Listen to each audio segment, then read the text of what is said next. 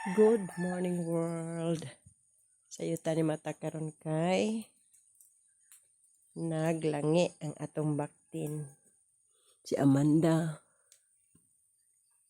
Sigig pangayo kay tugnaw kay dire. Itugnaw siguro siya. Grabe ka tugnaw. Masig na sa 20 to 22 degrees ang katugnaw dire sa among lugar. Nami dire sa Mountain Road manggod.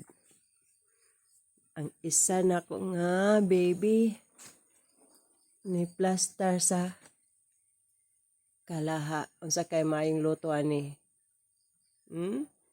Ipang tugnaw gini sila. Sabi po naglungag kay mo trabaho akong pares na siya ay balonon. Ang iring dirisad nagpwesto sa buwan. Ni ako ang kinabuhi after kumo for good from Dubai. Plus tayong taon, medyo nagkalaman-laman na siya. Hindi na siya niwang kayo. Mukhaon na siya og feeds. Pero mukhaon siya kung na-ay pollard. Akong mga anay na ko, akong sagulan kamay og balani. Kay mga buros pa naman sila. Dili na ako pure feeds good kay para makatipid sad. May ako sitwasyon karon. Sayo kay ko mata, manak upamahaw. Pangape. Ngit-ngit kaayo akong palibot.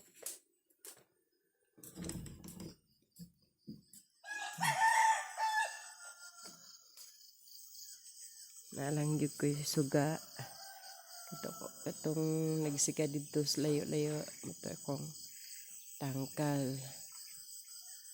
Naitulo dito ka anay.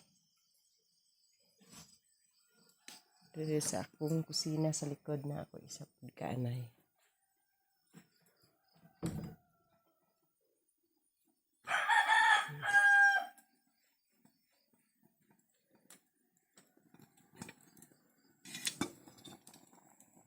Kaya magkaedad ta. Hindi na taganahan kayo matulog. Matulog ta pero daghan ta kung una nga buhaton pagkaugma. Halos di na ta matulog. Sayo kay ta mamata kay aron mahuman yun. Di man pag mahuman. Ay. After pagkagabi, uwa gyapon na human atong trabaho di mahuman yun. Manda. Umana kagaw matulog ka aron mo dako ka. Ay na. Tinsa ang pagdako na pa ibra pa bukog wa pa makuan kinlan mo eat pagka og plenty para mo wala nang bukog-bukog. Pagka lovely. Palangga kay ni nanay ni. Palangga kay ni kay amo maning himok to 3 sisla ka buok. Gidala siya diri isa ka bulan. Halaka dili jud ni siya kabalo mo kaon. Amot unsa giunsa ni nila ilang baktin. Dili kabalo mo kaon, nabalaw may pangitag pamaagi nga mo kaon. Gatas, bahugan og luto. Nakaw na gamay, sige tiyabaw kay gutom lang gyapon.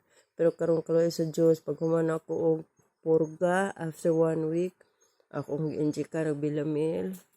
Nang kaon na gid siya gutom na gid siguro kayo. Kaon na siya feeds. Pero di pod mo suyop kung walay pollard. So nagi pollard.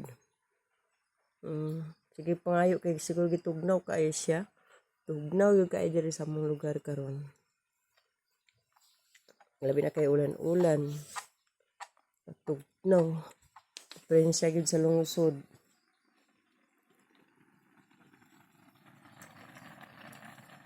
Salamat. Bye-bye.